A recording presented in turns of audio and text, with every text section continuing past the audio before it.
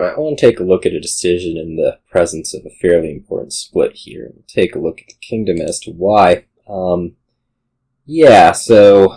This kingdom, the big split that matters is going to be collection, and why? Well, there's good debt control we have these villages up here, and we have some extra draw and moat. In addition, there's a lot of cheap actions that you can potentially just get, a ton of. You put a bunch of collections out.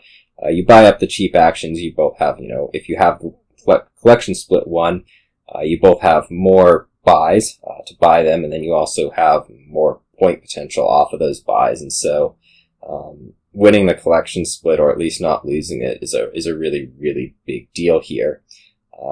We go back to where we are. We are in a position where we have 3 collections. The opponent also has 3 collections, and so this split's kind of getting towards, and we certainly seem to have some good debt control. We've drawn deck here. We're fairly trashed down, but we'll take a look at, what do we need to do next?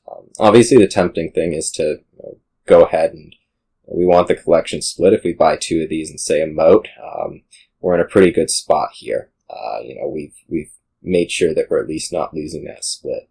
On the other hand, there is another option, and that's where we're going to be taking like 1 collection and then some amount of debt control, whether that's coming from, say, a Lost City moat or Snowy Village double moat, or even like a Cellar double moat.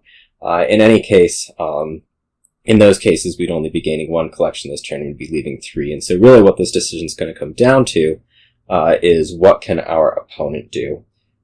And in this case, we can actually count out exactly how much money the opponent has in their deck, since we're looking at ours, and we can see everything.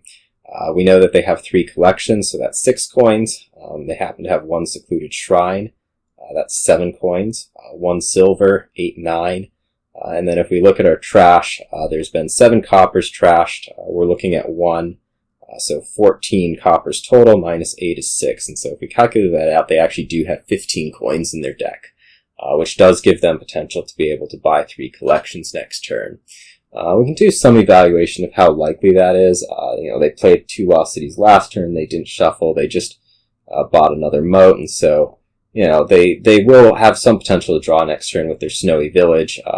Lost City, even under the Snowy Village, can still be kind of a lab because of Inspiring, and so there is a lot of potential for them to actually be able to draw next turn and be able to take 3 collections. And so in this case, I think you certainly do need to be taking 2 collections just to make sure that you're not going to be left with your opponent having 6 of them, which would be quite bad for you. And even on top of that, when you go ahead and take your 2 collections, your moat, maybe first undo and don't play the secluded shrine. Let's trash the secluded shrine instead of this copper, right?